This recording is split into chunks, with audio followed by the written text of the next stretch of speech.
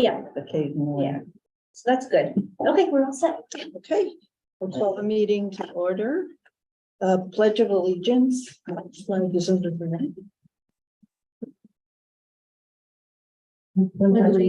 to the flag of the United States of America and to the republic which stands one nation under God, indivisible, with liberty and justice for all. We have Counselor. Hi, we have Counselor Rada joining us, liaison, the town council liaison. Welcome. Can you hear us? Can you hear us? Counselor Rada, can you hear us? Yes, can you hear me? I can. Great. Okay. Good, we can hear you. I don't know why the camera's picking up the fan as a person, so I'm just gonna move it. It's like shows the panels and we're on a different fan. So get it out of here. Okay, we have public participation.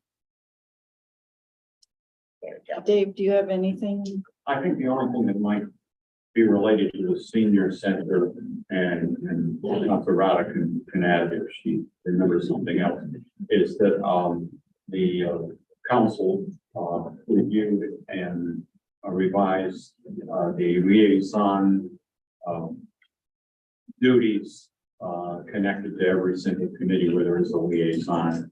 Many of them were housekeeping to keep it up to date, but there were some to be more specific and clear what a liaison duty is and so on. And if Jamie, I don't know if you've received that or not at some point or whatever, but if anyone wants to share that out, basically it's what we're doing at the present time, but it's clarifying and updating it. So we know.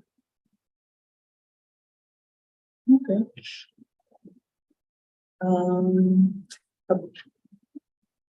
Did it? No. No, you'll Skip get that, that. okay. Let's skip it. I will say though, we have, very happy that we have a council clerk joining us, a permanent council clerk, Elizabeth Rogers. She's here tonight. So our minutes woes are over. We haven't had a permanent or regular clerk in almost 2 years. So very happy that somebody will be professional, will be doing the minutes. And that'll be great. So thank you for joining us. And that regard, because we don't have nameplates, we're not that fancy, maybe if, when you speak for the first time, you could just say who you are so that she can make a note of who's doing, she does the minutes, please.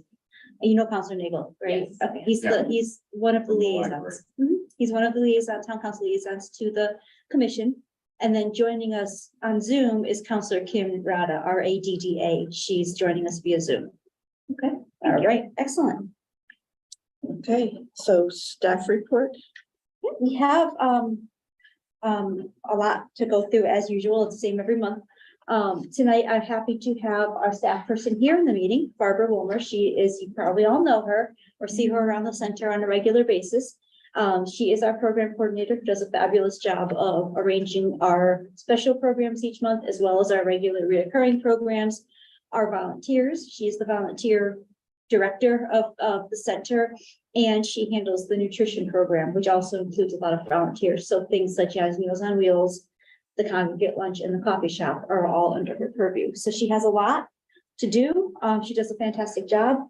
I'm just gonna, I'll turn it over to her and let her talk about what we've done, what she's done over the summer with programs. But then before we move on to the next agenda item, I have the list of non-program things I want to go through as well.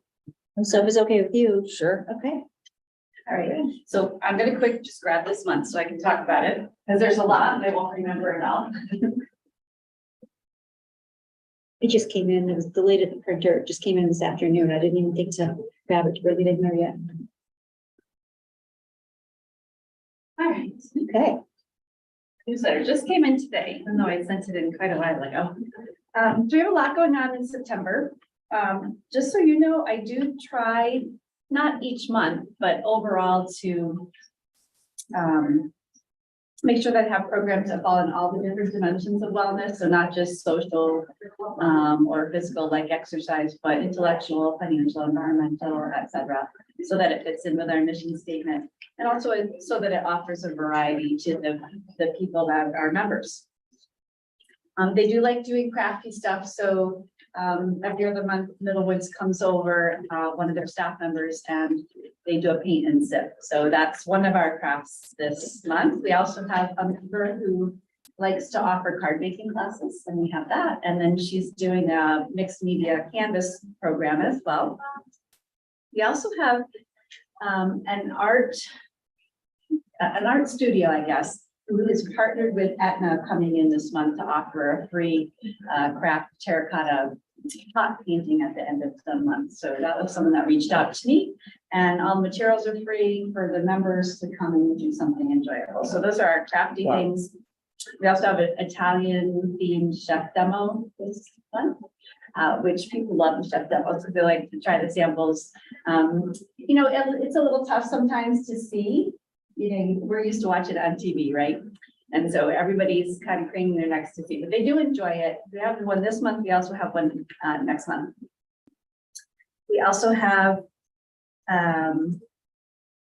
fall prevention presentation from a local rehab. Is one of their directors of rehab will be coming in to talk about how to prevent falls and what to do in the event of a fall, because September is Fall Prevention Month. We also have a physical therapist coming in to present on how to age gracefully, and he's going to talk about everything from how to have good energy levels to managing expectations once you have been through rehab or going through rehab, what you might be doing that's actually not helpful to you. So he's got a broad range of topics for that presentation.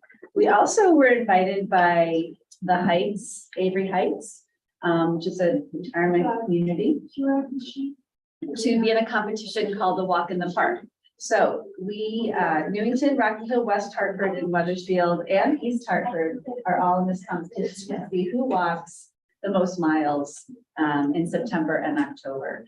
So we're just in the throes of having people sign up. We have a lot of people that walk often, so I'm hoping that we'll do well.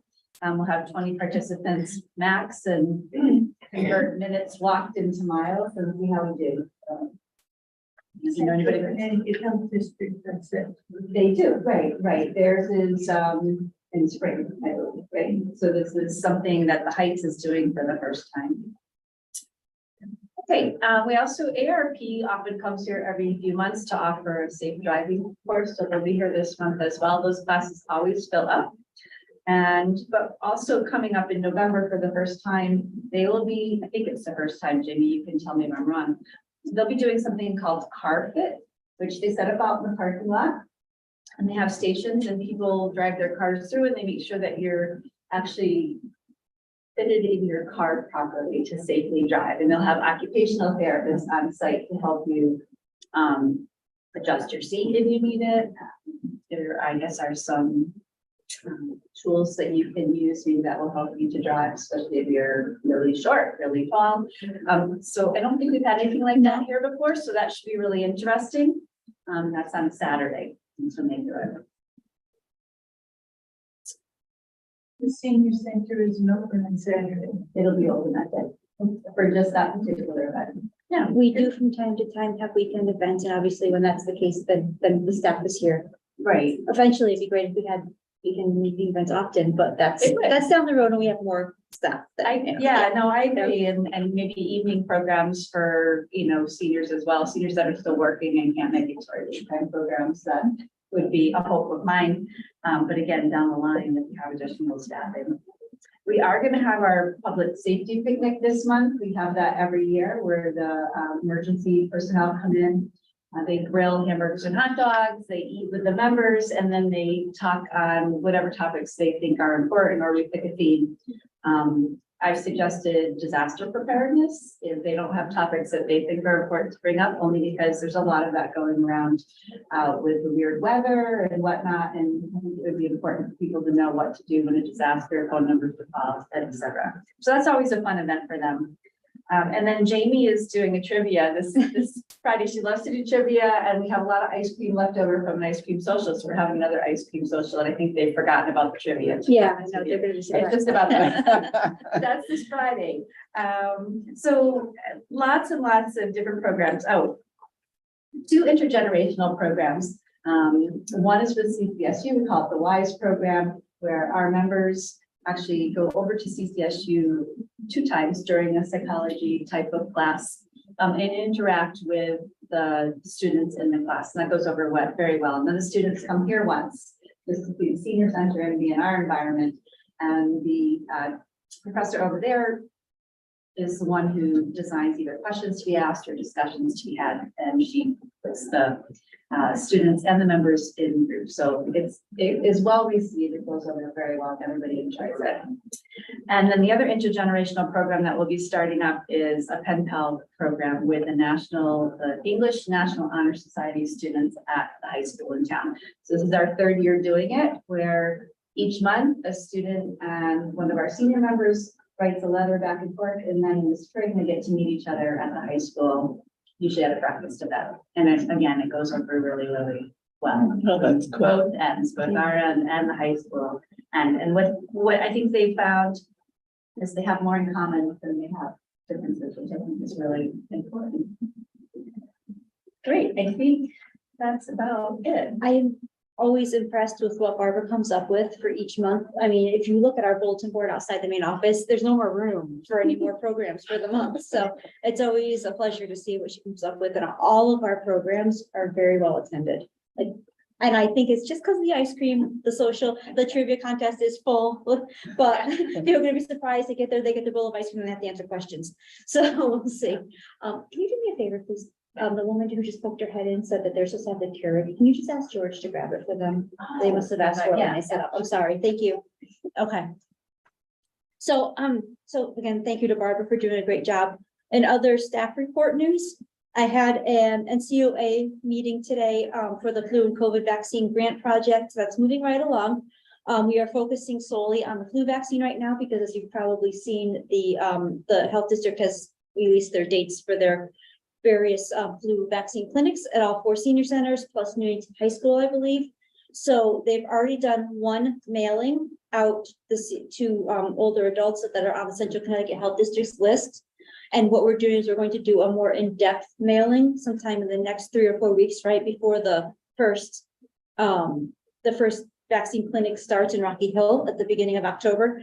So we're going to do that to get the word out to anybody over the age of 55 that these are available. That money is covered by the grant funding.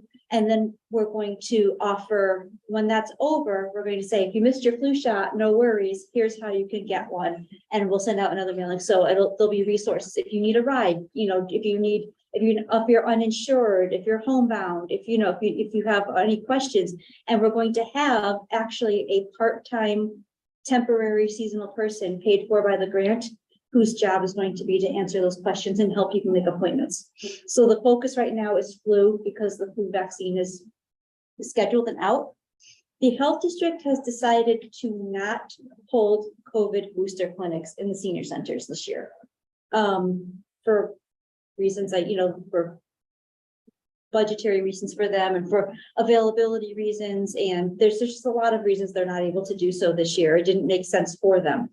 So as you probably heard in the news, the new COVID vaccine booster is going to be available in the coming weeks. So what we will do is once we get all the flu info out, we'll shift our focus to the COVID booster, but rather than getting people to our clinics, it's informational only. We're going to send out a lot of info. Again, each town's human services department will identify folks who they believe may be at risk. And the outreach will be, if you would like the new COVID booster, but there's a reason you can't get to it. Again, transportation, no internet to make an appointment, no money, whatever. We will help remove those obstacles and barriers to getting your vaccine. So I think we're doing very well with that. There's a ton of reporting required and surveys and everything else, which I took the lead on and I'm working on. But we do expect a larger than typical turnout at the flu clinics with a focus on getting in the older adults who wish to be vaccinated. Does Medicare cover the flu and vaccine I believe so. and COVID? I believe so, but there are always people that for whatever reason do not present any kind of insurance. And so that is an out-of-pocket expense. The health district will not be collecting money from people who don't present insurance. So the grant funding will cover anybody who's uninsured or underinsured or not otherwise covered. And in the past, the health district's kind of eaten that cost, so it's helpful to them as well. The garden is finishing up its season, despite the many challenges that we explained in last meetings. They did end up having a pretty successful year, if not a bit frustrating. Still quite a bit of food. You made it to the food bank. We tried various things throughout the summer to try to alleviate the animals eating the crops. And what it ended up being is that there were also rabbits, and rabbits need different traps than the other animals. So our pest control professional, on his own time, researched and developed a humane rabbit trap to trap and release the rabbits, and it helped. There's not one solution. It's just a whole bunch of solutions altogether that we layered upon each other.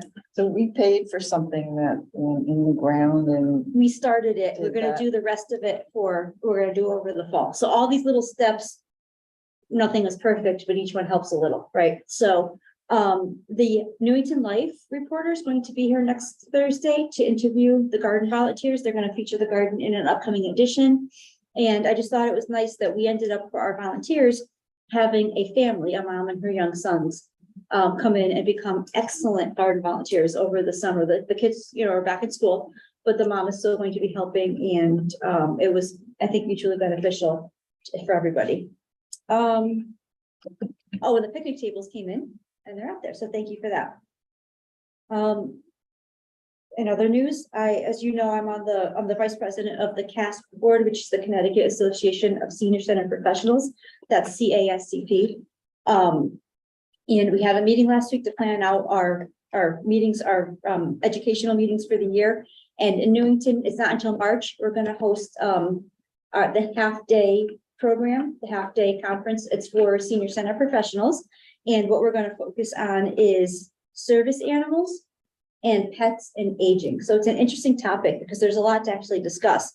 For service animals, I'm hoping that we're going to have somebody, a town employee who's an expert on that, come in and speak about the difference between a service animal, emotional support animal, the laws that surround each, the rights and privileges that surround each. We're hoping to maybe get the Humane Society to come in and talk, and then about topics like and resources for caring for pets if you are in the hospital or you're unable to do so temporarily or permanently. Planning for your pets, what happens after somebody passes, making plans. Organizations that match senior pets with senior people. There's one in California, but it operates nationwide, but it's in California, and they'll take older dogs and cats that are stuck in shelters and match them with older people who are looking for a companion. And then pet safety in your home, like minimizing risk of tripping and falling over your cat kind of deal. Not that I know anything about that. And a whole bunch of other resources. So it's kind of an interesting topic when we brought it up, we're like, well, can you really do a half-day seminar on that? But yeah, you definitely can. So we look forward to that. I just learned, and I don't know if they'll report on it, but there are dogs that are diabetic dogs. They can tell when someone's sugar is high or low, Yeah. and they notify us. I mean, that is really fascinating. Isn't that great? Yep, service animals are not just for people who are blind or have sight impairments. It's there's seizure dogs that could sense when a person's about to have a seizure. Dogs that help with consensus people who have a panic attack in the instance of like a mental health issue. And leaning It's dogs. fascinating. So Yeah, people can put their hands on them to help them stand up Yep. off the floor. which is cool. It's just amazing. And the laws are very specific on those, and we really want everybody to understand, how that operates, and that you absolutely, are to welcome those animals into your building. So I'm excited about that. Our expo is coming up on November 16th. I mentioned that at the last meeting. Planning is well underway. We sent out the invites a couple weeks ago, and I think we already have, just in the first couple of weeks, over 20 vendors signed up, and this is early. It's not till November. So we will definitely have, we have no doubt that we're going to sell out vendor space for the expo. What's the total number? We could have about 60 Wow. vendors. We'll get it. We will again be offering the shuttle that goes, the dial-a-ride bus is going to go on a loop between us and the municipal parking lot. Fazio Shoe Repair is the place. We put a sign there, and it just runs on a continuous loop so that people don't have to worry about parking. We are looking for a title sponsor, for the bus. So if anybody out there knows a local organization or company that might want to sponsor that, they would get all of the benefits of our gold sponsorship, which is our highest level of expo sponsorship, plus exclusive sponsorship of the bus. So their info will be printed in, on our advertising and on the bus and everything else. But it is a fundraiser for us. The vast majority of the vendors that participate pay a fee on a sliding scale based on what level of sponsorship and whether or not they're nonprofit. A handful of them do come in at no charge because we feel that they're typically smaller nonprofits that we feel they're very beneficial. And we have some town departments there too who have not been able to participate in a while, such as the police department and Parks and Rec. So that's good news. Could you explain the bus sponsorship? They have to provide the bus? No. Or We're using our dial-a-ride bus to do a loop. Oh, okay. But we have a gold level sponsorship, means you get a full page ad in the program and your table of your company gets like the best placement in the auditorium. And we mention you like in our newspaper ads and everything else. I kind of off the top of my head created a higher level of sponsorship than that, which means you get all of the gold level sponsorship, but you're going to sponsor the bus. So there'll be signs on the bus saying sponsored by whatever company does it. And it'll be what would that amount be? $350. $350? Yeah, it's a good deal, really good deal. Got a lot of eyes on your company. So that's well in place. We're also considering if we can work it out, adding some things to the expo in the multi-purpose room. Not vendors, because the vendors tend to feel left out when they're in that small room, a little separate from everybody else, but maybe some demonstrations throughout the day, scheduled like at 10, 11, whatever, so people can go and demonstrate. So we're working on that. That's something that would be fairly new that we haven't done before. The town manager came late last month and took a tour of the building. So he now understands, and it was very, very busy when he came in, as it usually is. So he thankfully, hopefully got a good reading of what we do here, and all the various activities and services that we offer. Did you give him lunch? I offered. That impressed me. He wouldn't take a ride on the dial-a-ride bus. They were busy. We are in need of volunteers, particularly in the coffee shop, correct? The gift shop and the congregate lunch program. We were very strong in volunteers all summer, but things just happen. One is got a different job with different hours. One has health issues. One's going to take care of the grandchildren. So sometimes we have a little bit of a shift in an ebb and flow. We are looking for volunteers. It was in the robocall. It's in online.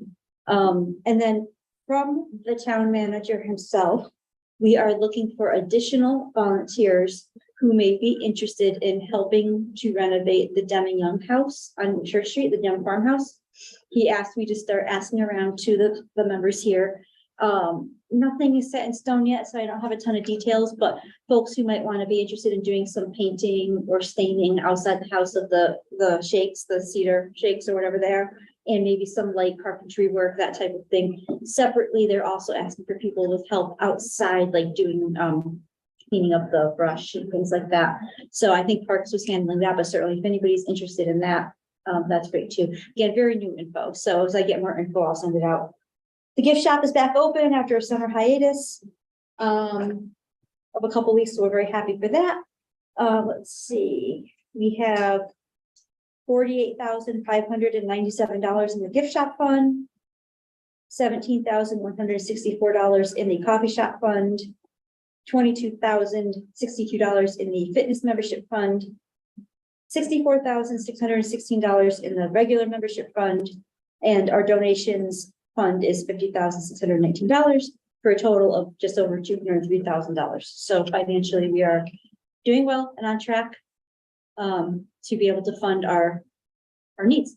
And I will say also that Barbara is excellent at finding community partners and sponsors for programs, either that they bring in the materials needed, or they provide the speaker, or even they provide like snacks or pizza or something. It's every little bit helps. So that doesn't include any interest or? No, I will get that. I don't know. Again, that report's probably going to be made available quarterly, whenever finance gives it to me. Yeah. Not that we need it. I just was wondering. Nope, no, it does not include. It's just simply what we've taken in and deposited. That's it for my staff report, for the first part of it anyway. National Senior Center Month. Yes, September is National Senior Center Month. as sponsored by the National Council on Aging. And every year there's a theme of National Senior Center Month, and this year's theme is Discover Yours. And what that means is, you know, senior centers are a great place to discover friendship, discover new skills, discover information and resources, discover purpose, a sense of community. So what we decided to do to celebrate here at the center was ask members what they have discovered at the Senior and Disabled Center. Again, it could be anything. It could be a new hobby. It could be that you discovered that you really like playing setback, or you like coming into lunch, or you learned about Medicare, or you made new friends, or you started getting in shape. What did you discover at the center? So we have, I made a display board. This just went up, really started on Tuesday, and asked people to fill out a form. You know, if they want to, you could keep it anonymous or sign your name. And I'm going to take, we already have a couple of submissions. So later this week, I'm going to take and type them up, the submissions. So they're not on this form, but I'm going to type them up like on a poster size paper, nice and bright, and put it on the bulletin board so that, you know, people can see what has been discovered here. And if people want to, you can feature their submissions on Facebook too. I would love to get like some picture of just some people and, you know, some info about what they discovered. So that's our celebration of Senior Center Month. I would love to tie that into a bigger project in the spring, just thinking ahead of where we might have some sort of story walk or something at Mill Pond Park where people can tell their stories and you can go around and read them. You know, maybe their stories of growing up in Newington, or their stories of their family life, or, you know, what they learned at the center. So just a thought, kind of thinking out of the box for later on. That's Senior Center Month.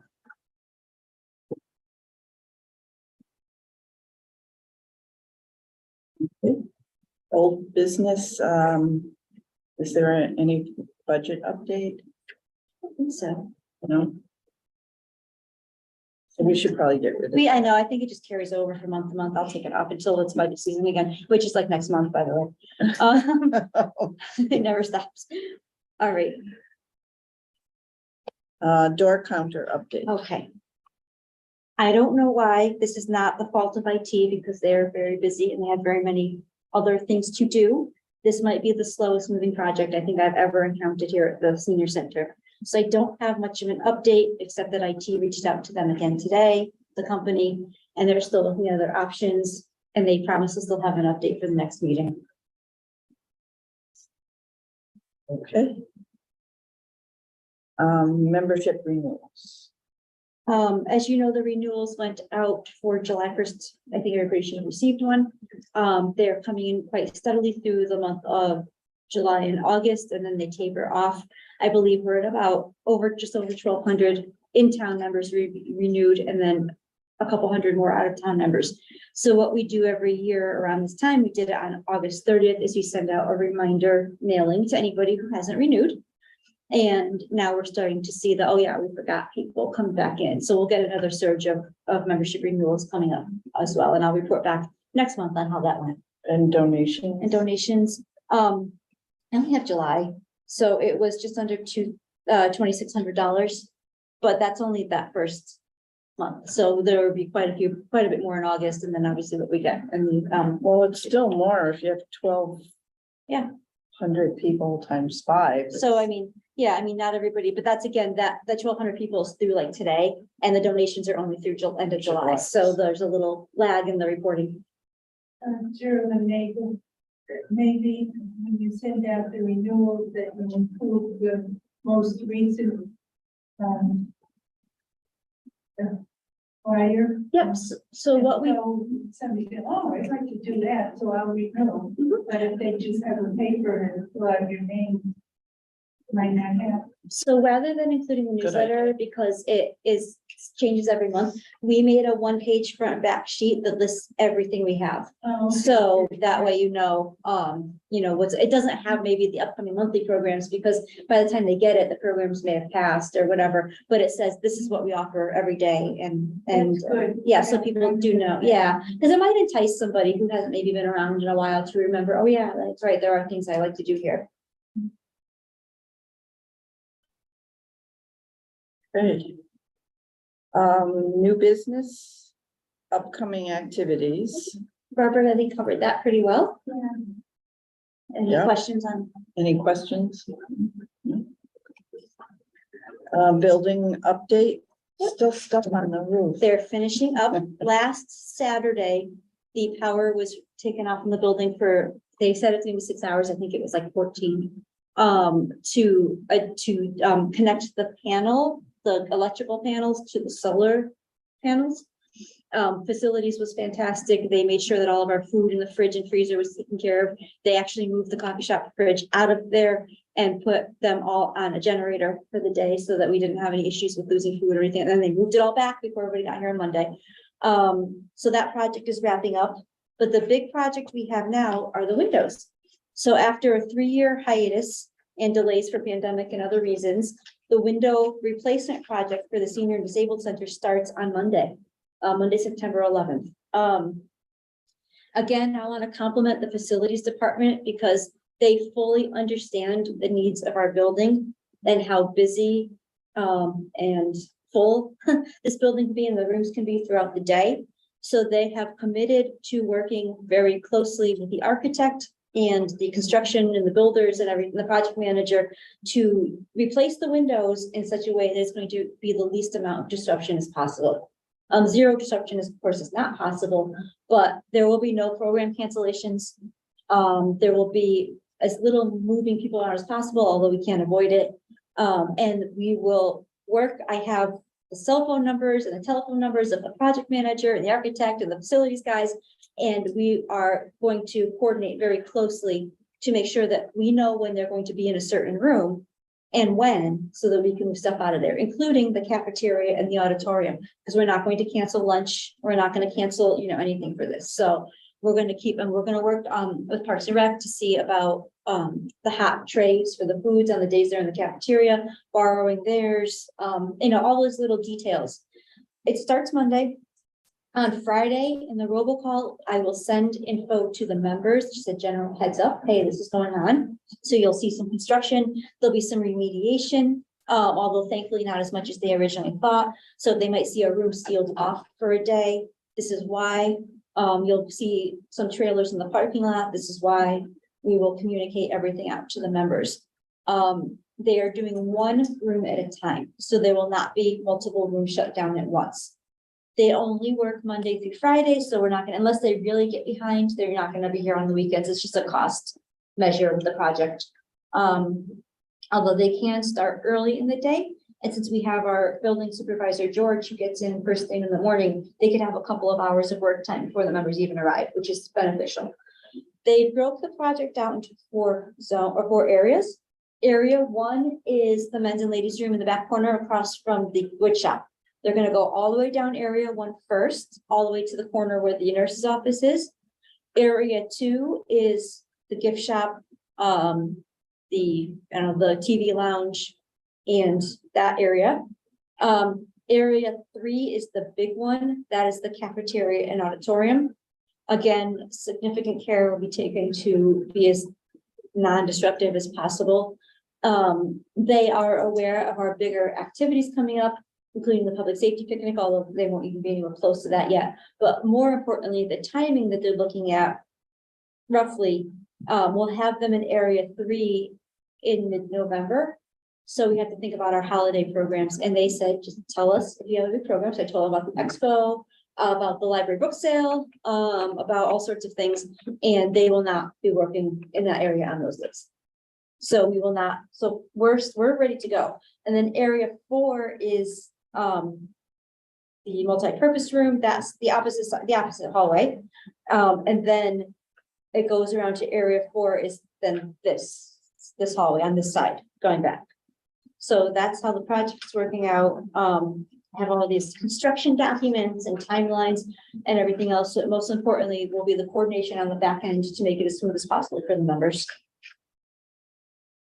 That's about it. I already talked a little bit about the garden and we touched upon the solar project. And that's about it. Lots going on though. Yeah, I'll say. Consideration of upcoming purchases. I don't have any.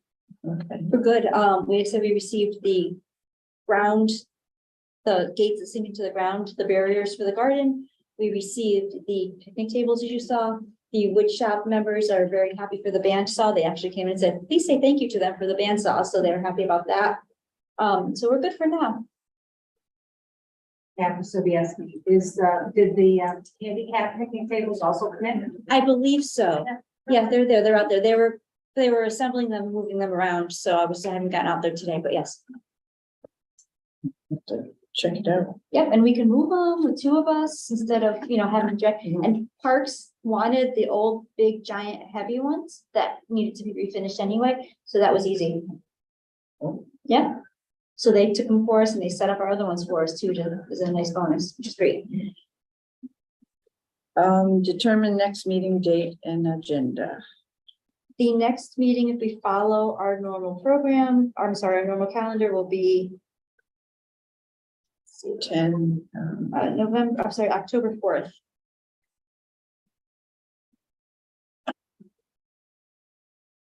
is everybody available? No, I won't be, because I'm having surgery and I won't be able to get to the computer with Zoom on it, so I will not be here. I won't be able to participate in that meeting. Okay. Well, I hope everything goes on your foot. No, on my knee. Oh. Well, good luck with that. So I'll do what I normally do, just send out an email to confirm, check your schedules when you have a second. And we have to move it around, we will, but we'd have a quorum. 4 is our quorum. So Kathy, best of luck with your surgery. I'll send you all the materials so you can keep up Yeah, with no everything problem. when you want to. Okay.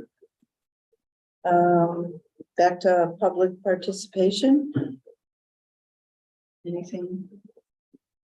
Anyone else? Barbara? Okay, I guess the meeting will adjourn. Take a motion, Make them, I could, or somebody I can't make a motion. Somebody else have to make a motion motion. to I mean, close. I'll have to sit here all night. make a, motion to close our meeting. okay, a second. Okay. Okay, thank you all.